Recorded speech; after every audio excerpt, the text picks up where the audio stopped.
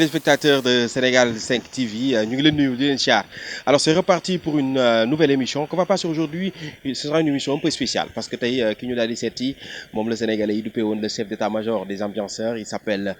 Fallou Dieng, que vous avez connu, que vous avez aimé, mais surtout ci li nga xamante ne mooy ambiance. Tey nag moom lañ seeti c'est dans un contexte boo xam ne c'est un peu spécial parce que comme on le sait chaque dimanche dafa am émission bu muy def boo xamante ne depuis plus d'1 an Sénégalais yi dañuy chaque dimanche dañ koy seetaan un peu partout dans le monde, une émission qui s'appelle Fallou dans sa voiture. Fallou dans sa voiture où il a reçu beaucoup d'artistes machallah. Tey nag dañoo ñëw seet ko xool Fallou dans sa voiture comment ça se passe, nan lay yendoo ak ay xaritam et waaw ak leneen lépp mais après aussi dinañu waxtaan ak moom. Alors tout de suite ce qu'on va faire dañuy ànd ak yéen ñu dugg ci biir xool Fallou Dieng comment il prépare son émission mais tamit ñu seetaan tuuti ci émission Fallou dans sa voiture moom ak invité am bu ko defee nag après ñu toog daal di waxtaanam ayca amis internautes et amis téléspectateurs de Sénégal 5 TV c'est parti nañ dem xooli Fallou Dieng.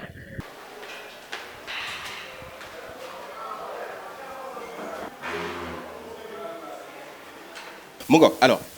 maa ngi leen di nuyuwaat di leen jaajëfal yëg nañu kër Fallou Dieng ñu ngi ci biir kër gi dañ koy fëgg ñu xool ndax pare na parce que je sais que instant il est en train de se préparer parce que il reste juste 5 minutes balaa muy tàmbali émission am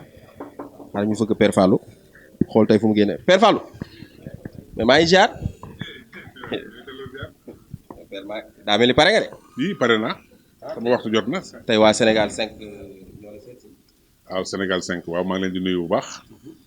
di leen encourager parce que ñun su ñu gisee lépp luy encourager luy promouvoir la musique rek dañ ciy kontaan sawar a liggéey ak ñoom donc maa ngi leen ne ñu dal ak jàmm ci kër gi. alors tey le dimanche Fallou dans sa voiture dans 5 minutes day tàmbali. tey añ bi menu bi lan la. menu bi tey ceebu yàpp bu xonq la. ceebu xaaral kat nga nag mooy xam naa la. li nga xam ne ñu dem xaaral bàyyi la xam nga ñu gaa ngi fële ci biir. Moussa Diouf. mooy nag sama deuxième partie émission bi émission boo xam ne toujours day am première partie première partie pour universel lay nekk donc ñu waxaat yi ak li xew ci nekk tey suñu gëjoon na am nag waaye tey moom Moussa mu reprendre alors ce qu'on va faire tout de suite dañu leen di bàyyi ak Fallou Dieng dem ay xaritam ay ganam après ñu ànd ak moom ñu seetaan comment se déroule l'émission Fallou dans sa voiture ayca Fallou. voilà. sama gars yi ko.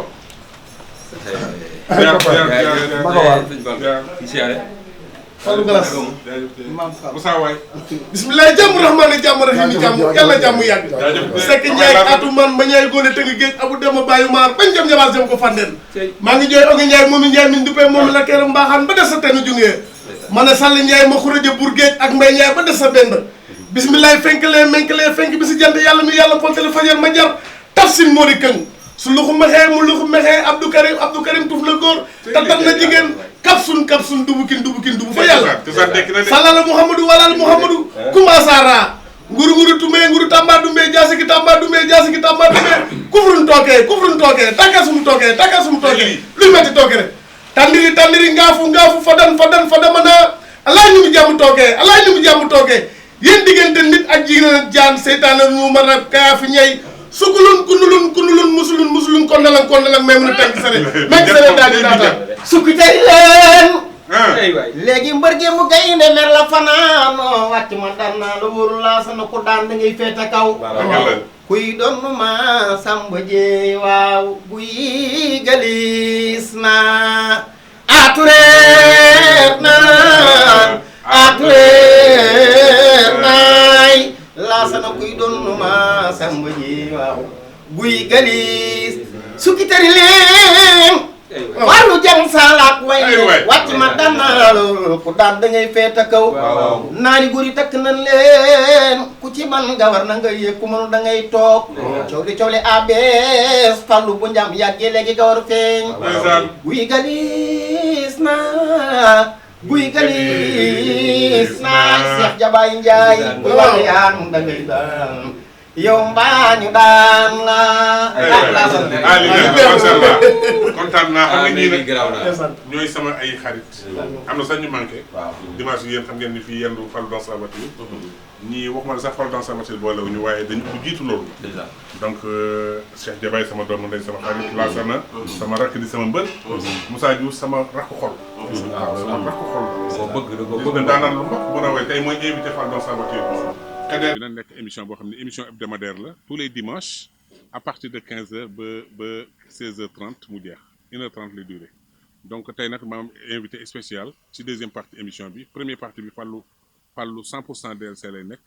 deuxième partie bi ma sama invité wàcc si muy à partir de 15h50 ci lay wàcc ba 16h30 émission bi doo ko jeex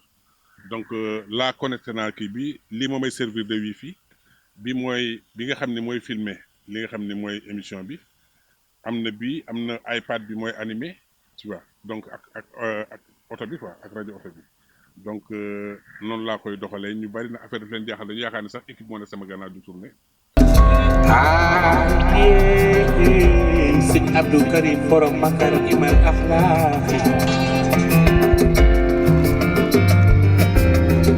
ndeysaan soxna Awa Faye la ñuy woowee. man maa ngi partagé déjà ku dugg na nga partagé balaa may nuyoo seen émission bu mag bi Fall dans sa voiture. maa ngi leen di ñaan ngeen dugg partagé kii du mën a bon balaa may nuyoo.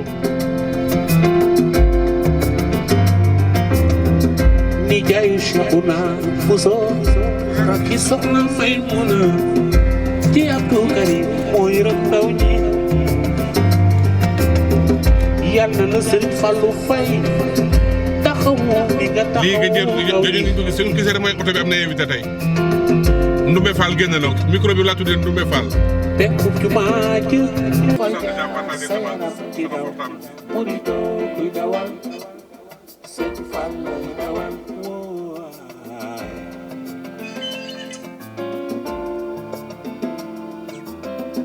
musique a ngi nii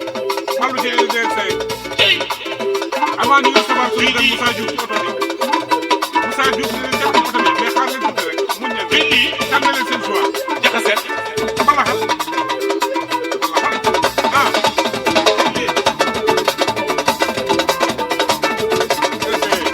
sama waa si bàgg na loolu yàlla seet dañ ma gara si tey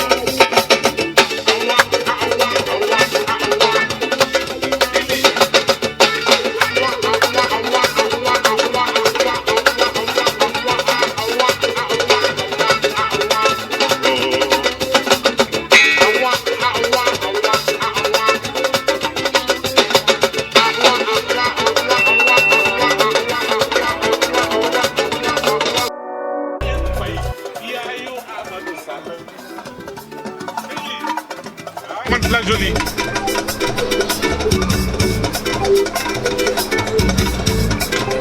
ayca na oto bi bleu mbalaxal kay lii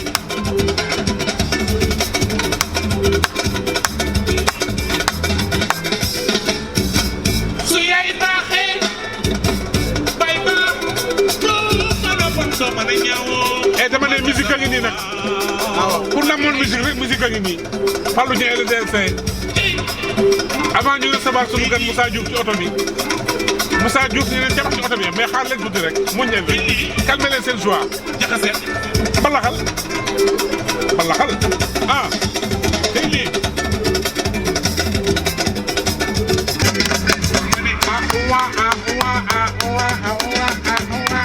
Fall dans sa voiture la ñu wax tey lii yéen li ngeen am rëy na waa Sénégal 5 point final ci Fallou Dieng 100% DLC jeex na takk ci couleur li nga xamante ni mooy dimanche 19 juillet 2020 nga xam ne 2020 bi ñun dañu yàkkamti mu jeex 2020 bi ay waay 2020 waay 2020 dégage demal man boolee moo ko samay attends boolee waale moo ko samay maanaam su ma amee 55 ans wàññi naa ci benn muy 54 ans 2020 boolee ko waaw wasalaam foofu nag laa yem. et ñoo ngi leen di nuyu di rafetlu ñuy doog a dugg ci oto bi ñuy ñaan képp koo xam ne dugg na nga partagé parce que tungu ne du teew ñuy nataal ki ñu doon xaar ki ngeen doon jàmbat fan yi yëpp ngeen gis publicité bi ngeen répondre ko bu baax di ko xaar ci oto bi egsi na ci biir oto bi ki ma invité tey dafay ndaanaan ki ma invité tey dafay taalibe Cheikh ki may invité tey dafa gëm yàlla gëm ko wóolu ko di ko dund te muy dëgg nag ci moom di waykat bu dëgg boo xamante ni di yàgg naa gis ay waykat yàgg naa gis ay ndaanaan waaye kii ma gis tey kii ma invité tey dafay koo xam ni ku gëm yàlla la jullite lool fonk wax yu juróom bëgg ay nawle artistam di ndaanaan gëm boppam doon xale boo xam ni macha allah damay wax ni buñ ko toppee jàppale bi ci war fa ñuy dégg ndaanaan ñi fa ñu doon dégg ñoom Ndiaga Mbaye di fa dégg ñu max ñooñu dañ leen ko fa dégg te incha allah damay wax ni Sénégal yëpp xam nañ ko àdduna yëpp xam nañ ko ci baaxam ci mën a wayam ci koo xamante ni wax dëgg yàlla kuy ndaanaan fii guddil na la ba ci gël na la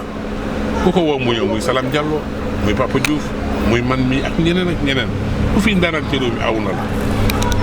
xalil yaa wujjaabil mu xat sabi wan si la yot nen bi ndeysaan wala taqiya anay fi mu taxawala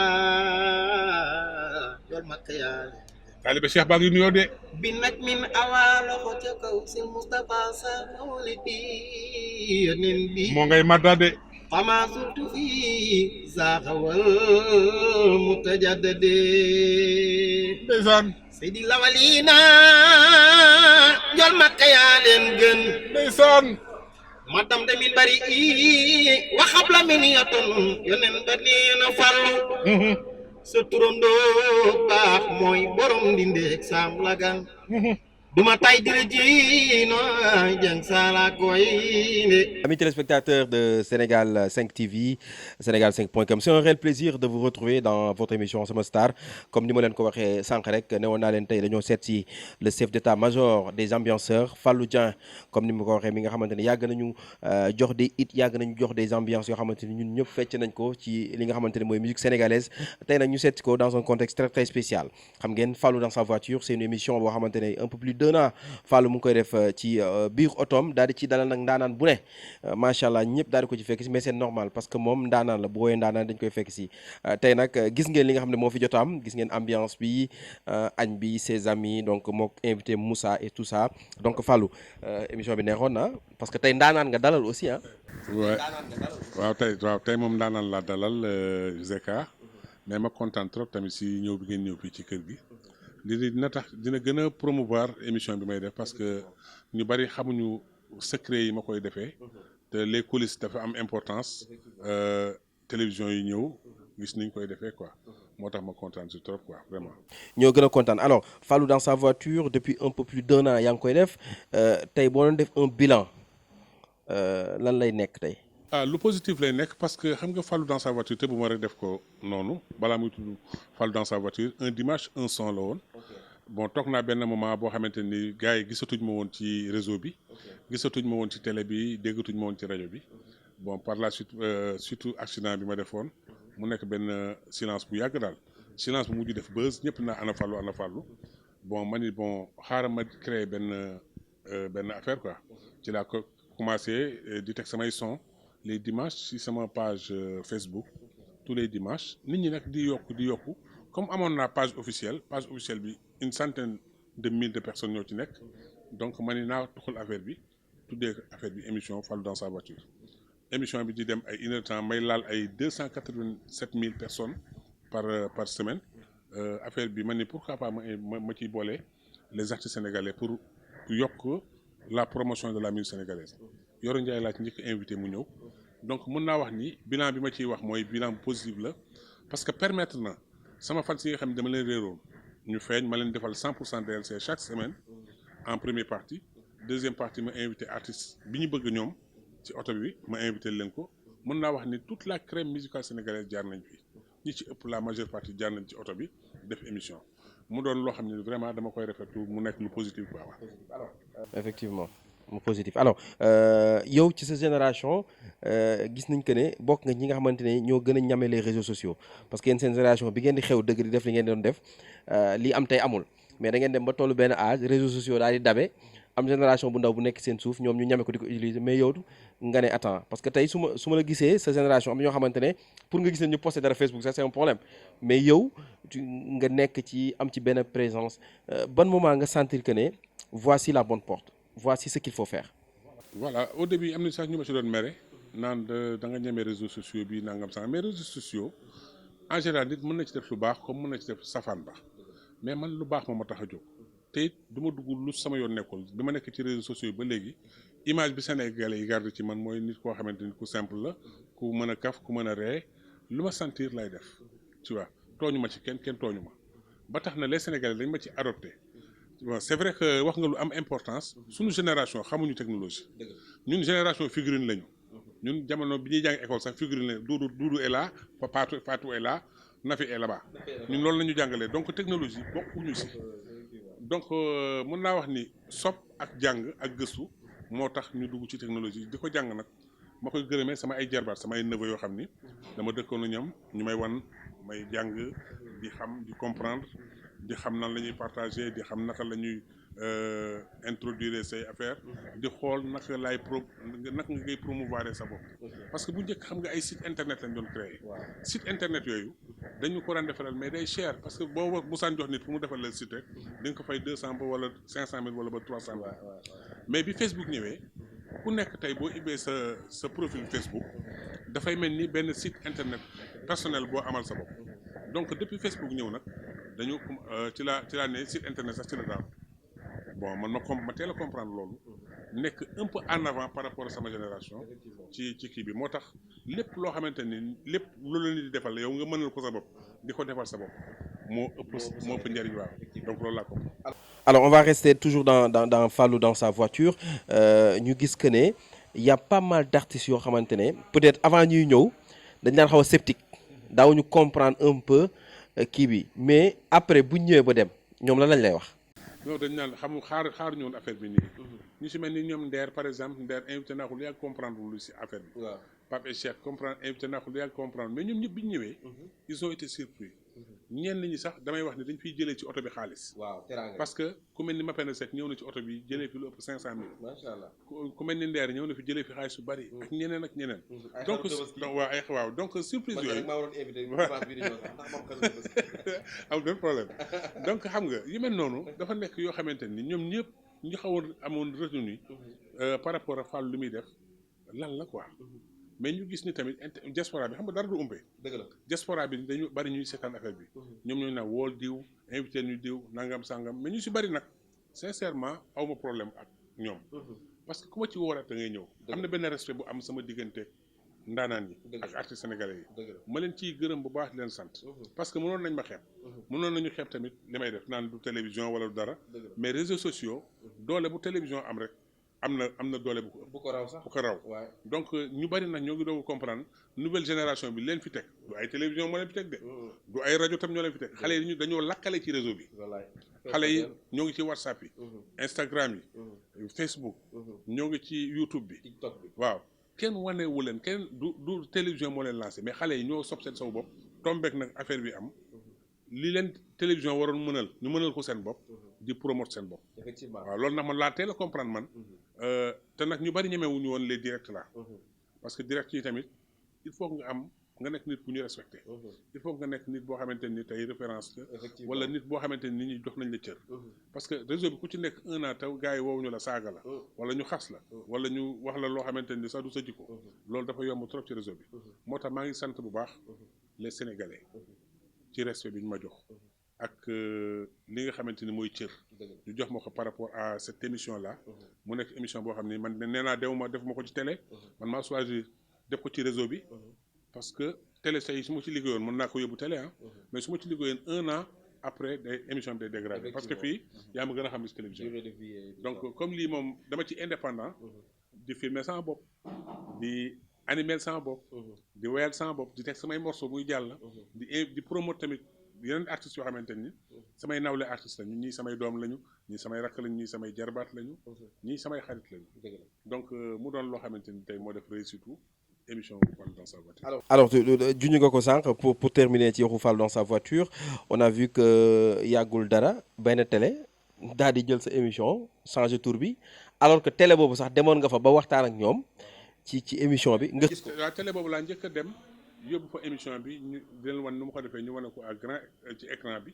ñëpp ñu ko kii Pape Cheikh invité ma ci plusieurs fois. ma dem def ko mais bi may jékki-jékki gis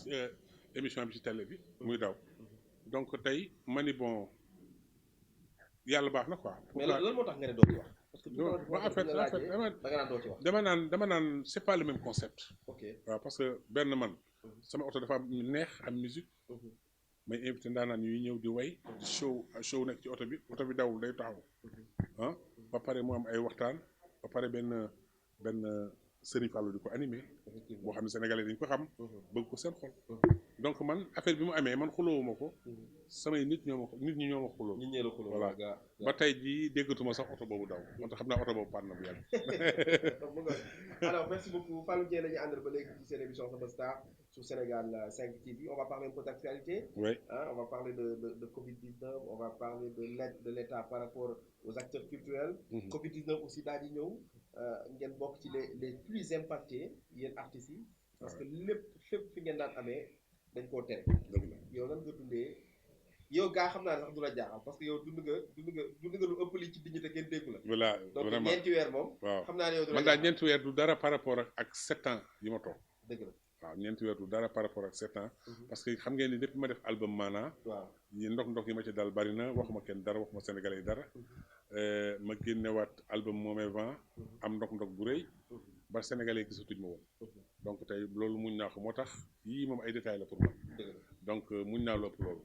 mais Covid 19 dafa touché bu baax suñu secteur muy secteur culturel bi. te ba léegi nii ñun ñoo ñu muy mujjee bàyyee. waaw ñun ñoo ñu muy mujjee bàyyee parce que tey ibbi nañu buntu yi ñëpp a ngi delluwaat seen liggéey mais artistes yi mu ngi delluwaat seen liggéey. donc de ce fait que manque à gagner bi. ak coore bi ndaanaan yi daj. par rapport ak Covid 19 bi. vraiment metti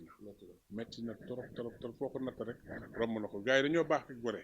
mais ko sénégalais bi dafa gëm yàlla ba loo ko wax mën la yàlla baax na mais artistes itam noonu la ñu amee dignité gëm yàlla ba loo ko wax tam mën la yàlla baax na parce que bi mbas mi amee. artistes ñoo njëkk a jóg di def ay dugg studio. waaw def seen ay vidéo jàppale ko le gouvernement muy seen contribution. te laaj ñu ci dërëm. donc tey gouvernement buy def artiste bi la war a njëkk a xalaat. parce que artistes yi xaar ñu dara ci réew mi. mu luy bànneex luy naxar ñoo ciy njëkk a dugal seen loxo. donc toute la crème musicale sénégalaise muy mag muy ndaw ku ci nekk tey yëngu nga wane sa bopp ci biir mbas mi pour def sa contribution. alors gis naa la nga bokk ci benn collectif. waaw say wi. waaw yéenay say. waaw ñooy say wi. donc say la daal yéen a ànd. benn say la boo xamante ni collectif la boo xamante ni bi ñu ko créé yàgg. mais dañ koy def parce que fekkee ñu ci boole. tamit mu doon loo xamante ni génération bi ñu tombeel ñun. buñ leen xeexalul. jàppale leen. ëllëgu musique sénégalaise dina gën a catastrophe. mais est-ce que ñoom ils ont compris ça. Est-ce qu'ils ont compris c'est un combat que vous menez pour. voilà combat bi du combat wu xaalis ay xaalisu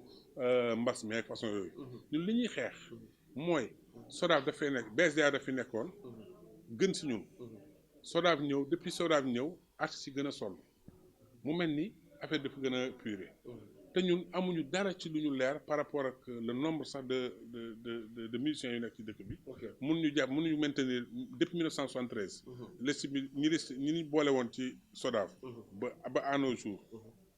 ñu ñuy wax ay lim yoo xamante ni suñu ne ay 9000 la ñu jëm 6000. xëy rek gis ko. alors merci beaucoup Fallou Dieng la ñu àndal ba léegi ci seen émission Sama Star sur Sénégal 5 TV on va parler un peu d'actualité on va parler de Covid-19 on va parler de l'aide de l'État par rapport aux acteurs culturels Covid-19 aussi daal di ñëw ngeen bokk ci les plus impactés yéen artistes yi parce que fépp fi ngeen daan amee dañ koo tere yow nan nga dundee yow gaa xam naa ne sax du la jaaxal parce que yow dund nga lu ëpp li ci dignité kenn déggu la donc ñeenti weer moom. xam naa ne yow du la jaaxal. ñaata artistes ñoo fi jóge. ñaata artistes ñoo bàyyi musique. ñaata artistes ñoo wayatul. ñun xam nañu liy tourner autour de la musique sénégalaise. même région yi. groupe bi bariwuñ fa. donc tey suñuy tourner man dama xayma ni. entre 2000 wala 3000 artistes ñoo ko war a nekk. waaw léegi nag ñun li ñuy xeex du lu ñu Macky Sall la jox Macky Sall dañ koy gërëm de. parce que li mu def tam lu rëy la bu jëlee 3 milliards séddale ko côté le secteur culturel. defe naa def na li ko war. mais li des nag mooy li ñu d'accordul mooy. il faut que ñu xool saytu li nga xamante ni ñoo yore ñun suñu yëf. muy SODAV ñun ndax ñun ñoo leen ko teg. ñun suñu yëf la. bu ñu xamul suñu droit tey la plupart des artistes tey. jànguñu. c'est des gens qui n'ont rien compris. ba tax na tey mënuñu défendre seen ay arguments. tey ñu jox ko nag ñu jox suñu liggéey ñoo xamante ni tey jàng nañu ba xam yan naka la ñuy argumenter seen i yëf à chaque fois ñu nuy booleeg farine bi jaxase ñu donc tey loolu la ñu bëgg a xeex mu jóge fi voilà effectivement comme tu as dit SODAV mu ngi fii AMS mu ngi fii AMS yooyu yëpp ay kii la yoo ay bureau yu ñu ay kii collectif yu ñu ibbi la AMS ay reçu ay AIM. Est-ce que gisoo que ne tous ces différentes structures yoo xamante ne pratiquement parce que reçu li muy xeex pour la révolution de la culture sénégalaise AIM évidemment aussi ils sont là pour l'intérêt de la musique sénégalaise yéen tamit vous êtes là pour l'intérêt de la musique sénégalaise alors c'est quoi le problème est-ce que yéen ñëpp boo leen tasee est-ce que ce sera dina yomb ngeen am victoire. bon li ma ñun say wi dañ ko ber à part. ñu reconnaître nag AMS reconnaître AIM reconnaître reçu yeeg yëpp quoi mais say wi ku ci nekk am nañu bokk AIM am nañu bokk reçu am nañu bokk feneen ak feneen ñoo xamante ni ñoo ci say wi benn collectif la boo xamante ni tey dañu xeex seen ay droit pour que gouvernement bi ibbi seen ay bët ci par rapport ak la SODAV ñu jàppale mu am transparence ci lépp loo xamante ni mooy avenir bi nga xamante ni mooy ñëw pour la musique sénégalaise. ok d'accord alors fu mu nekk nii yéen fan ngeen toll ci wàllu séddale xaalis bi est-ce que artistes yëpp jot nañ seen xaalis. déedéet laa ñun affaire catégorisation lañ doon wax mais ñun sax waxatuñu loolu na ñëpp yam mais bu ñu jógee ñun xeex bi ñuy xeex beneen xeex la bokkul ak affaire catégorisation ak ñëpp a yem actuellement ni ñun joxe nañ suñu accord que ni d'accord nañu que ñuy def à part égale les choses ñu waa ñëpp yem d'accord nañ ko je pense que semaine prochaine incha allah gars yi dinañu commencer fay parce que ñi nga xamante ni ñoom les ménagers ñu séddale leen woon 500 millions bi jot nañ seen xaalis ba ñoo ngi koy commencer séddale donc li des mooy les artistes suñu classe bi ñu séddale leen 1 milliard bi des par rapport mais xamaguñu ku nekk ñaata parce que nombre bi daal la ñu d'accordagul ni dañ ko gonfler wala gonfler wuñ ko ku nekk doon 20 000 mën naa ne de mën naa ne mais ñun c'est pas important ñun buñ ñu ko joxee sax ñu joxaat leen ko ñu dimbali ko ci mbas mi. alors mu ngoog merci beaucoup Fallou Dieng donc waxtaan bi du xam naa duñ la tënk lu bëri parce que gaa ngi fii chaque dimanche da ngay am ay gan et tout ça duñ la retenir bu yàgg alors yàggul dara génneel nga ñu Double Maxi et tout ça lan lañ mën a xaaraat. waaw xam nga mbas mi dafa am lu mu yàq. maanaam dama prévoiroon pour def benn album bu mag boo xamante ni tous les succès de Fallou Dieng la plupart laa bëggoon jël reprendre ko. demoon naa France ba négocier tamit ay tournées. pour su ma ñëwee commencer enregistrement album bi. comme ça suñu ko génnee ba pare ñu jàpp date pour Grand Théâtre pour def la grande nuit de l'ambiance. mu doon loo xamante ni Sénégalais yëpp ñoo koy demandé. pour Fallou ñëwaat sur la scène. su ma génnee album boobu ba pare de may leen benn Grand Théâtre bu mag mais malheureusement ñoo ngi ko prévoiroon ci année bi ci vacances yi mais mbas mi ñëw yàq leen donc dañuy xaar incha allah ba yi passé ñu lalaat projet bi incha allah doog ko def voilà. merci beaucoup Fallou Dieng c'est toujours un plaisir di waxtaan ak yow moom damay kontaan toujours ñu bàyyi la nga tàggatoo ñi nga bëgg a gërëm sant leen. xaalis mi ñuy jël di ko jëndee ay xaru 1 million mën nañ ku ci mën a dimbali say mbokk wala say mbokk jullit na nga ko def te bàyyi yàq bi et je pense que loolu suñ ko defee rek Sénégal dina neex yàlla dinañu dimbali mbas mi jeex ak jàmm ba ku nekk mën a delluwaat si say activité normale voilà yàlla ko yàlla def. mu ngoog merci beaucoup merci beaucoup waxtaan wi lañu seqoon ak Fallou Dieng ci Sénégal 5 TV c'est toujours un plaisir ñu ñëw di seet ay ndaanaan yu mel nii ñoo xamante ni ils ont beaucoup fait pour la musique sénégalaise ils ont beaucoup fait pour la culture sénégalaise donc yóbbu nañu musique sénégalaise fu nekk ci àdduna bi au fait indil nañu façon ndaanaan bu nekk donc jàppale nañ fi aussi ndaanaan bu nekk pour que voilà ñoom tey ñu nekk des dignes représentants de la musique sénégalaise alors sama star vous revient très très bientôt dans Sénégal 5 TV jaa ngeen jëf.